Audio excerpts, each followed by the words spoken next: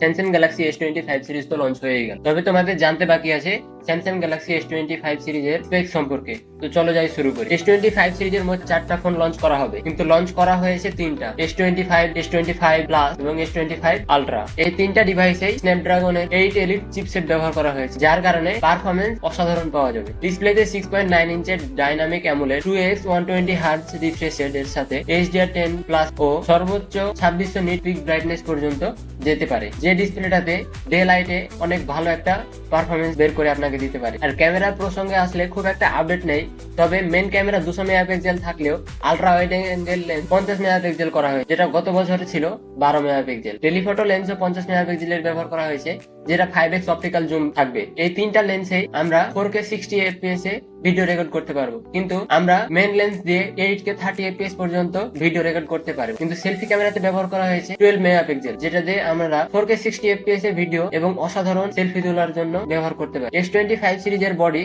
Box শেপে তৈরি করা হয়েছে। সব থেকে বড় চেঞ্জ হচ্ছে তার কর্নার গুলো। গত বছরের S20 সিরিজের আলট্রা সিরিজ গুলোতে সব কর্নার গুলোই হাতে ধরলে হাতের এই জায়গাতে, কিন্তু এবার রাউন্ড করে দেওয়া হয়েছে। আর বডিতে ব্যবহার করা হয়েছে S24 সিরিজের মতোই টাইটানিয়ামের বডি, তবে ন্যাচারাল টাইটানিয়ামের কালারটা হালকা চেঞ্জ করা হয়েছে, যেটা তোমরা দেখতেই পাচ্ছ। S25 সিরিজের সব ফোনেই One UI 7 এবং Android 15 এর সাথে Gemini Advanced লঞ্চ করা হয়েছে। Gemini Advanced আপনি 6 মাস পর্যন্ত ফ্রি ব্যবহার করতে পারবেন, কিন্তু 6 মাসের পরে আপনি ব্যবহার করতে হলে সেটা কিনে ব্যবহার করতে হবে। S25 সিরিজের 3টা ডিভাইসই আপনি 7 ফেব্রুয়ারি থেকে মার্কেটে অ্যাভেলেবল পেয়ে যাবেন, আর এখনই প্রি অর্ডার করতে পারেন স্যামসাং এর ওয়েবসাইটে গিয়ে। আর এরকম আরো ইন্টারেস্টিং ভিডিও দেখতে চাইলে অবশ্যই চ্যানেলটিকে সাবস্ক্রাইব করবে। কি ধরনের ভিডিও দেখতে চাও অবশ্যই কমেন্টে জানাও, এবং ভিডিওতে অবশ্যই একটা লাইক